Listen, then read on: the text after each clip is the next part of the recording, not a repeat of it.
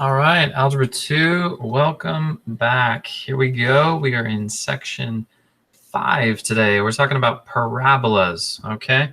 So one of the things I've been discussing is how there are quite a few similarities between all of these sections in terms of equations that you're using. You are still using distance formula. You're using variations of equations that talk about the focus, the vertices, different things like that. So I'm saying there's overlap, all right? And that can be good. But don't forget that the negative side of the overlap is all of these sections, they each have their own special twist or their own special difference. And I'm saying you got a whole section on circles, and then ellipse, and then hyperbolas, and now we're getting into parabolas. And so every section has its own focus, its own theme, if you will. And what that tells you is that you have to make sure you know if this is talking about an ellipse or a hyperbola or a parabola, how does that change the equation I'm using? Or how does that change the method of solving for this type of problem? All right, so that being said, pay close attention to those little differences. It's important. All right, so let's get into it. You can see everything that's highlighted up there is of value to you, okay? So I have different colors because each of these colors in that first paragraph focuses on a new idea or a new definition, okay? So again, at the minimum, copy down what's highlighted. If it's not highlighted, but you copy it all down, more power to you. That just gives you more information. All right, all of these charts here that are highlighted could definitely be of benefit to you. So there's a new chart. This one is really going to be of benefit to you. And I've highlighted specific parts of this chart that you have to make sure you copy down. If you don't copy down everything, at least copy down what's highlighted. And I should recommend, I kind of forgot to highlight just the title. So go ahead and make sure you at least have that copied along with everything else that's going to be in this chart. Okay. And then let's get down to this chart here. And of course, let's go ahead and highlight the title because you're going to need the title. And this part right here, you're going to need, that's if your vertex is not 0, 0. Okay. In other words, the vertex is not the origin. That always throws a new twist in it if the vertex is not the origin. Okay. So copy down what's highlighted. That's going to be important. And little parts off to the side, equation, focus, and directrix. Make sure you make those connections there. Okay. This is a good example problem right here to copy down because I don't do an example problem in these notes that's like this because the book gives you an example problem just like this one. So I'd recommend that you copy all of this down here. You don't really have to do the check using your graphing calculator. You don't have to do that part. If you want to, that's fine. But as long as the algebra is done properly, you're all good. Okay. And again, this is going to be beneficial to you because I don't do one of these in the notes because it was done perfectly and real straightforward right here for you. And with this, you're doing information from this chart. Sorry, not this chart, this chart right here with the vertex at 0, 0. Okay. There we go. I think that covers all the necessary parts of those notes. Let's get into the example problems. Okay, we only have 3 example problems to do. And the first one, all right, we'll leave it zoomed right there. I kind of started it, all right, because this is going to take a little bit of time in writing and then simplifying. So let's just take a look at what we have. We have to use the distance formula, and we're going to find the equation of the parabola. They give you the focus. They give you the directrix, okay? And if you look back up at the top, this chart right here, the reason why this is important is because the directrix is this horizontal line, perpendicular always to the axis of symmetry. All right. So the distance from this line to the vertex is the same as the focus to the vertex. So that's why what we are doing is we're calculating the distance here will equal the distance here. Okay, again, they're giving you information about the directrix, and the distance here is equal to the distance here. That's why when we go back down to it, I've already started to set up how two distance formulas are equal to one another. Okay, that's why we have that right there. This is the generic blank formula. I wanted to put that right above the formula that we're going to fill in the blanks to. And then right over here, the x1 and the y1 is given to you as the focus. So the focus is your x1 and your y1. Now, how do we get information from the directrix? All they give you is y equals -4, which is going to be a horizontal line. Simply leave x as x because you don't know where x is on that line, and that's fine. You're going to see how that's actually going to help us. It's going to help to cross some stuff out. So here's your x2 and your y2. Weirdly enough, your x2 is x. Then your y2 is the directrix horizontal line of -4. So now what I haven't done is I haven't plugged in the x1, y1, x2, y2. All I've done is plugged in, that's a regular x, so it should stay there. Regular y, and so forth down here. Okay, so let's plug in the values that we know and where they belong. Okay, so your x1 is 0. All right, your y1 is 4. Your x2, this is where it's another x, and that's helping us because x minus x is 0. They'll actually just cross out, so that's nice. Your y2 is a -4. Now what I'm going to do is if you have minus and then a -4, let's go ahead and update that because this is actually going to turn out as a +4. Okay, and the reason being is because that is a -4. But if you look in the original equation, there's a negative sign. There's a negative sign, creating your positive sign right there. Okay, now comes the great fun part of simplifying this whole thing right here. All right, sense the sarcasm. It's not great. It's not fun, but this is what we got to do. So let's go for it. Here we go. We'll zoom out a little bit. Let's start the process. Okay, so arrow over x minus 0 is simply going to be x squared. So let's get that one in there. There's x squared. Okay, and then we're going to have plus, and let's see, that's going to give us simply y minus 4 quantity squared equals square root. The x minus x, what's great about that is that this is going to cross itself out because that disappears with x minus x. And then all you're going to have left over is y plus 4 and quantity squared. Now, how do we get rid of the radical? That just means that we're going to be squaring both sides, which is great because that's just going to get rid of that radical. Let's square it. Let's square it. Cross out, cross out, cross out, cross out.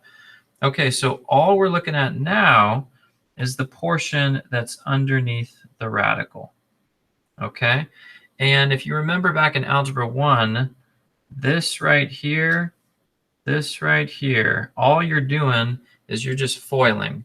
But if you really think about it, you're actually working with a perfect square trinomial. That's what you're going to create, is a perfect square trinomial from this guy and this guy right here. Okay, so let's go ahead and expand that out and write that underneath each of these so you can see what I mean. The x squared is still there, plus, that came from that plus sign right there.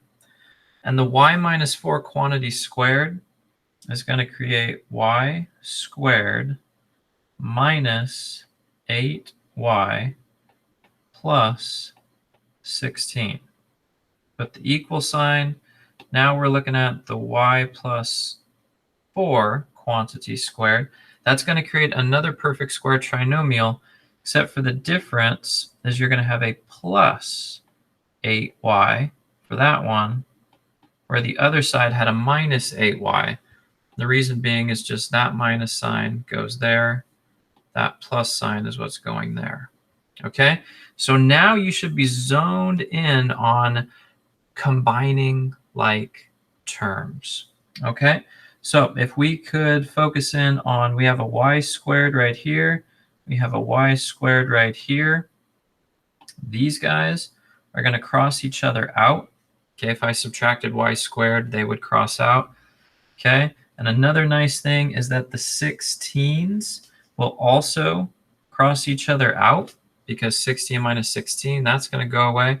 So what do we actually have left is we're going to have a negative 8y that we're going to move over to the other side, leaving us with the x squared right here. And let's go ahead and write that. X squared equals, this is actually now going to be 16y. And then the final step is we have to get y completely isolated by itself. So divide both sides by 16. And that's it. All right, x squared over 16. However, the textbook and the formatting, this is what they prefer. The style they prefer is y equals 1/16, then put x squared. All right, so all of that work right there, there you go. That's all of example problem number 1, okay? And I get it. That's quite a bit of work. Problems tend to go faster as we move throughout the section, which isn't how they normally go. But we started out with all that. So there you go. That's example problem number 1. Take the time, guys. You can see there's multiple steps, plenty of little areas to make mistakes. All right. So let's zoom in here. We're now going to do example problem number 2. Okay, and this this connects with that other example problem that I said you should copy down because it's a little bit different. So now you're going to see both styles. All right, look at the chart that has a vertex at 0, 0, because that's what we're dealing with, a vertex at 0, 0. We just want the standard form for the parabola, vertex at 0, 0, the origin, okay? And what we want to focus on, you see a word so many times, you just say it. All right. So the focus, when your 0 is your x, or the focus, when your 0 is your x, then you are dealing with the equation, let's see, that is going to be y. Actually, let me look back at it. It's going to be your x. Yes, focus 0. All right. Let me back that up. Okay, that's going to be the x equals, actually y equals, I'm sorry. I got that mixed up there. Y equals 1 over 4p x squared. Okay, so where I'm getting this equation from is that chart that shows you when you have a vertex at 0, 0. All right, so let's make sure now we understand. I got this equation from that chart. And what does the focus tell us? So if we use that chart, the focus is actually telling us 0, comma, and then our value of p. All right, so our value of p is right here. They give us that within the focus, and we have to have that value of p right there. Okay, so now let's replace that value of p with the number -7. So y equals 1 over 4 -7 and then x squared. So that means we're just looking at y equals 1 over a -28x squared. That's it, guys. That's all they're actually wanting us to do. So this is kind of going to go into that category of conceptual and using a chart properly. Minimal calculations, very minimal. But do you know what chart to use? And do you know how to use that chart? Okay, so again, we're using the chart where the vertex is at 0, 0. They give you the focus, and when the focus has an x value of 0, then you're going to use the vertical equation, and then you have to understand that your value of p is actually given as the y value of the focus, and then plug it in, simplify, and there you go. All right, last problem here. All right, so they give us this whole equation right here. By the way, we are using now the chart where the vertex is not at the origin. Okay, so the vertex is not 0, 0. We're using the other chart, and we are given a full equation here for the parabola, but we have to find the vertex, the value of p, the axis of symmetry, the focus, and the directrix, all of this. But you can pull it all out of this equation, and of course, using that chart. All right, so step 1 is which axis of symmetry are we doing? Focus on the first value. I see an X right here. Looking back at the chart, that tells me that we are using the horizontal axis of symmetry. All right. And if we are using the horizontal axis of symmetry, that tells you focus on just the horizontal column of that chart. All right. So how do we get the vertex? The vertex is right here for X and right here for Y. When you pull them out, it is the opposite of what you see. So the vertex is a +1 and a +3. Okay, a +1 and a +3. Then how do we get the P value? All right. Well, if we look in here, the equation is right focused on this guy right here. Okay. So we'll zoom in, and we have 1 over 4p equals 1 over 12. Okay, so that is what's given in the chart. The value right here is created from this equation here. So if I have a 4 given and I'm solving for p and I know it creates 12, then what is p? P equals 3.